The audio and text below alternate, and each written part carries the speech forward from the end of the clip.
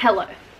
I'm very excited today because I am going to try and read a historical romance for the first time. Now, I've been wanting to try historical romance for the longest time because I tend to really enjoy romances. Even though I pick up a lot of romances, I don't actually, like, it's really hard for me to find ones that I love, but the ones that I love, I really love. So when I wanted to pick up historical romance, I knew that I needed to start at the right place. So I've been doing some research. I've been watching a lot of people's videos on where to begin with historical romance and what books to read, what authors to look out for, things like that. And the two main authors that I noticed them mention highly on all of their videos is Tessa Dare or Lisa Kleypas. I think that's her last name. Now, I've heard about Tessa Dare because I've heard her books mentioned here and there, but I've never heard of Lisa Kleypas. But I've come to the conclusion that I'm going to start with the Tessa Dare book. Now, I did already try a couple of chapters from two of her books, and I think I've chosen one that I like to start with more, and that book is The Duchess Deal by Tessa Dare.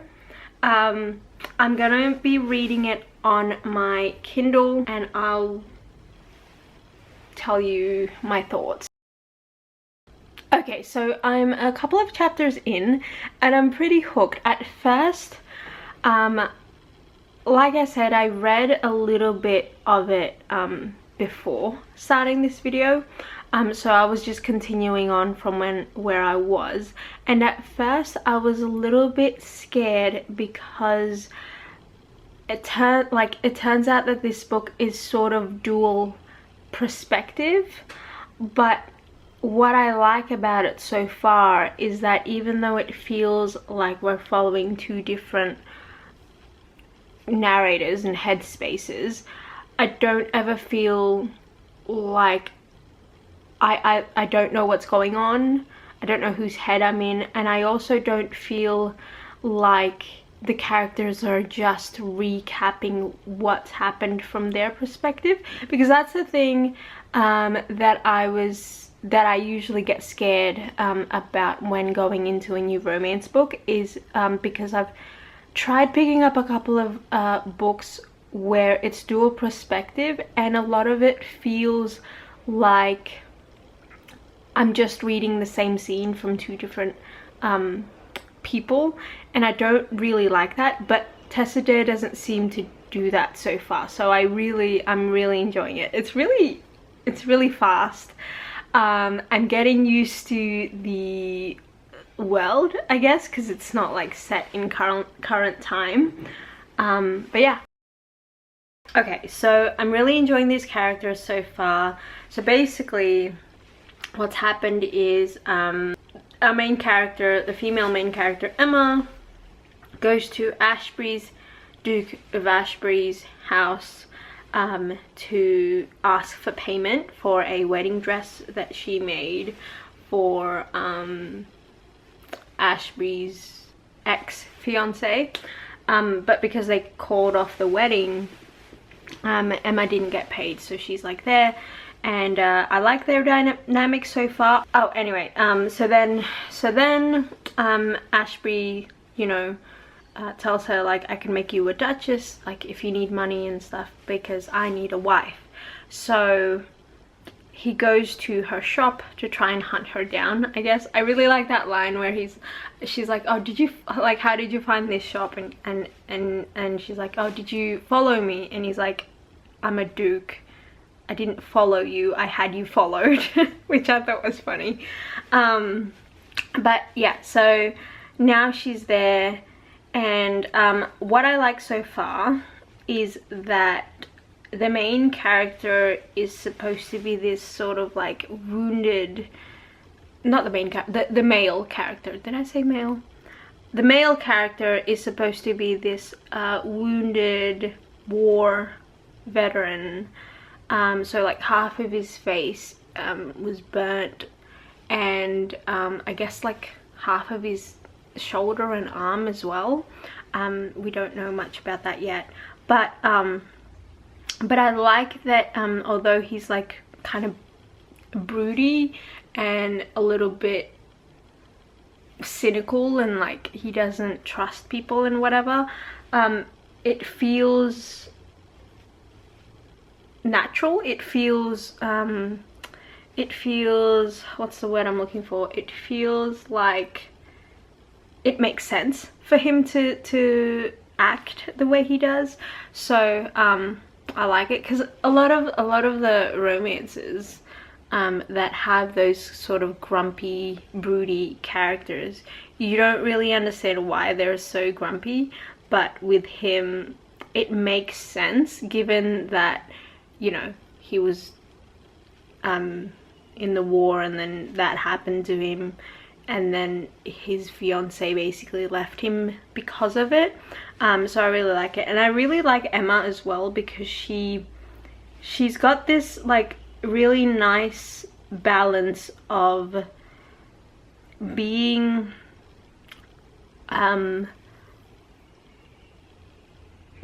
someone who's been through something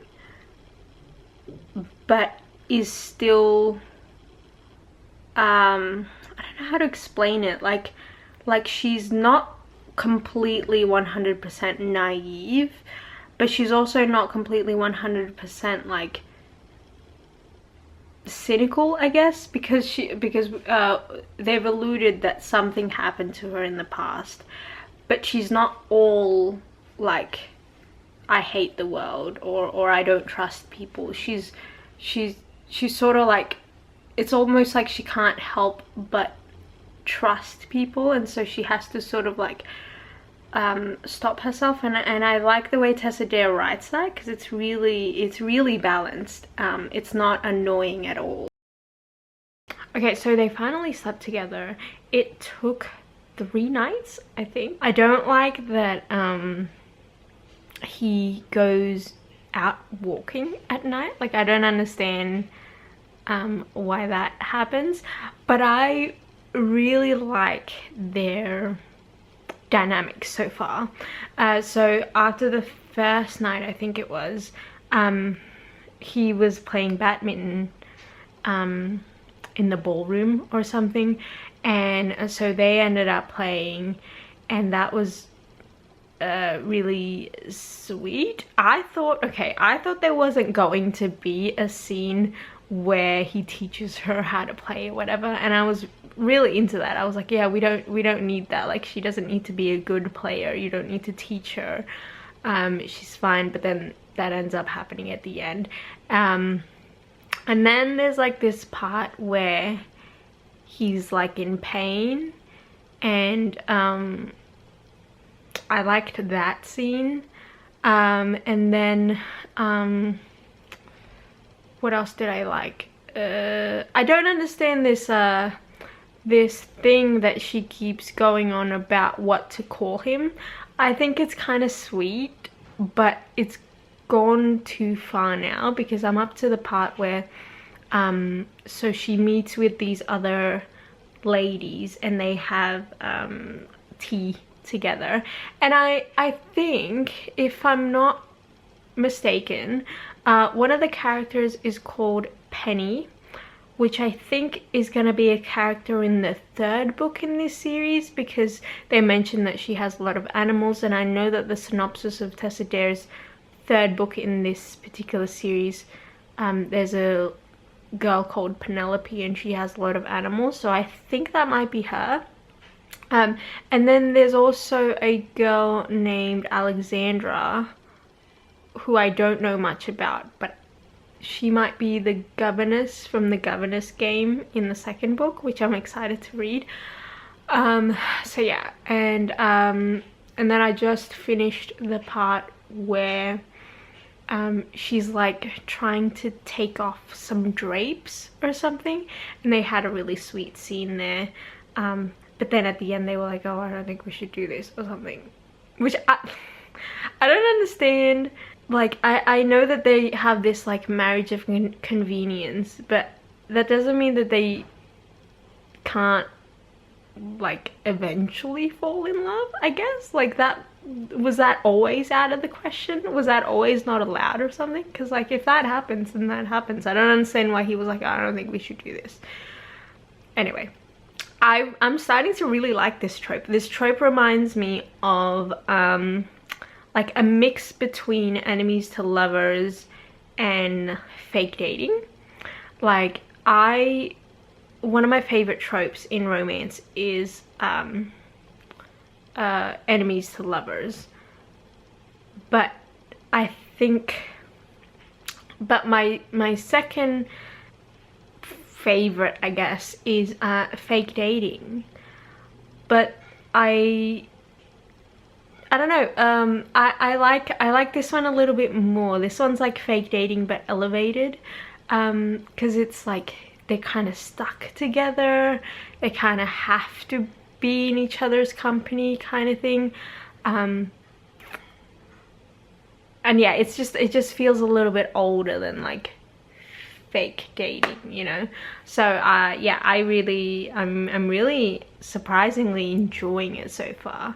I think here's what I realized, right? So all this time, like, I've been trying to find a book genre that I sort of see as like my escapist genre, I guess.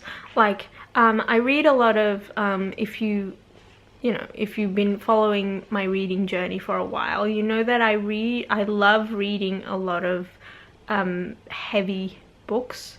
I love reading light-hearted book and romances and stuff like that as well, but I really enjoy books that talk about things like grief or mental illness, or just like sad books. I'm really drawn to sad books for some reason. And so sometimes when I've read a few of them, I sort of feel like I need a genre that I can sort of always go back to if I need like a bit of an emotional break. And for the longest time that was like romance, but like I think I mentioned last year, I've been having some trouble. No, not last year. Did I mention that this year? I don't know when I mentioned it. I don't know if I've mentioned it at all, but I've been having trouble with romances these days. I just don't enjoy a lot of the popular romances that are coming out.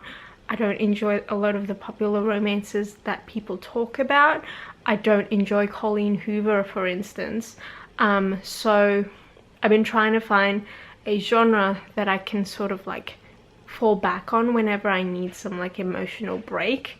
And for the longest time I thought that that would be fantasy, because a lot of people use fantasy, like read fantasy for escapism, but I can't get into fantasy for some reason. It's really hard for me to get into fantasy because it's just a whole different world to me that I need to sort of wrap my head around, I guess. And it's a lot more adventure-y, and so I thought this is kind of part of the reason why I wanted to try historical romances, because I already know I love romances, and I love period dramas, so I thought I should try historical romance. And I think I really like, well, I don't know if I really like the genre yet because I'm only reading one book, but I think I can see how it can be my like escapist genre, because it's something that I'm familiar with, which is the romance part, but it also feels like a fantasy world because it's set in a different time, and it's also a lot of things that I find with Regency romances is that you have to sort of just go with it and not sort of nitpick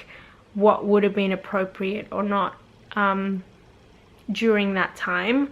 Although I will say I like the way Tessa Dare writes, because she sort of has this balance of like, it reads like it's almost modern, but it's still set in the past without it pulling you out of the story a little bit. Because like Bridgerton, for example, I haven't read those books, but I watched a little bit of the show, I think, and some of the things that don't mesh with that time or that society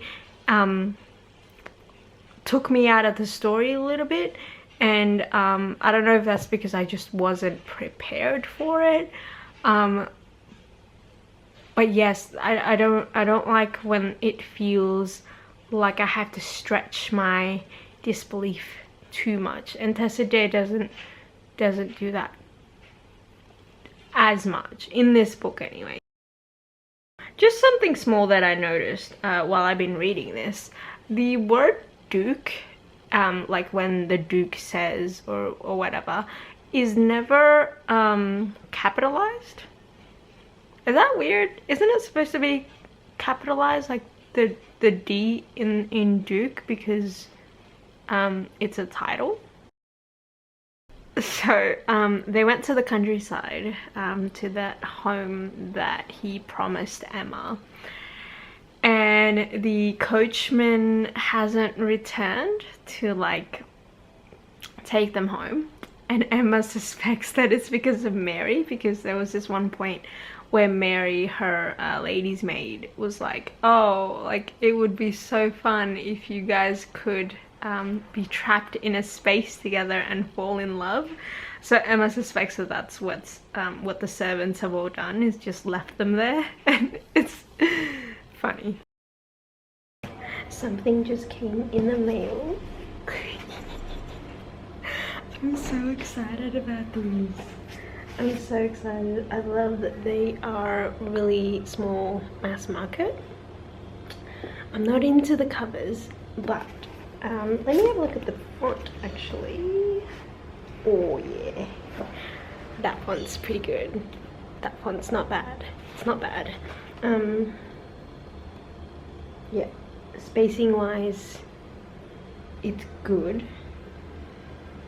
It's a little small, but it's like bolded at least. I'm really excited about these. Alright, I feel like I should do a little bit of an update. I'm like 70% through this book. I will say the subplot of the Monster of Mayhem thing doesn't really interest me, but I just got up to the part where they go to the theater, and then Annabelle is there and she stirs up some crap, but that led to a really sweet scene in the rain. So yeah, I think I might be able to finish this today. I hope I will be able to, because I don't know, I just want to know what happens at the end. I think this book is really sweet for all its like, should I say smut? For all its smuttiness, it's also pretty sweet. And I was very surprised. I'm very surprised by this book, because I really like the characters. I really like their development, and yeah. Okay, I finished it. I couldn't sleep. I haven't been sleeping that much for the past like week or so. I'm just really still very anxious and very stressed and panicky. Anyway, I finished reading The Duchess Deal by Tessa Dare, and I really enjoyed everything about this book, but I was very surprised at the ending. So I was about like maybe 80% through, 80 to 85, 90, whatever percent through the end, and I thought it was just gonna sort of like wrap everything up, but then something else came up. It was the whole Davina storyline, and I kind of, it's not that I didn't forget, but I kind of thought that it wouldn't be a big deal, but it came up and it was actually a big deal, which I'm actually super happy with, because I like thinking about it now, she planned that whole thing from the very beginning. It makes sense if it's more of a big deal. So I like that came up. I didn't like the fight that they had. That was really sad. And then I liked the end, towards the end. Yeah, I thought this was the perfect first historical fiction I could have picked up, because I really like her writing style. I wasn't expecting it to be this good. I really like her characters. I really like how she... So obviously I've had assumptions about historical fiction, which is why I never really sort of like turned to it before, and she basically proved me slightly wrong. So I really like that. Like she's really good at, what I'm trying to say is that she's really good at mixing the spiciness with the sweetness. I thought that the sweeter and more caring and gentler parts of this couple's relationship, and just both of their characters individually, was so well blended together. Yeah, I really enjoyed this one. I am so happy I read it. Anyway, that was all for me. Let me know what you think if you've read that book, or if you have any more historical romance recommendations for me. Leave them down below, because I really want to explore this genre a little bit more. And yeah, I hope you're having a great day, and I will see you next time.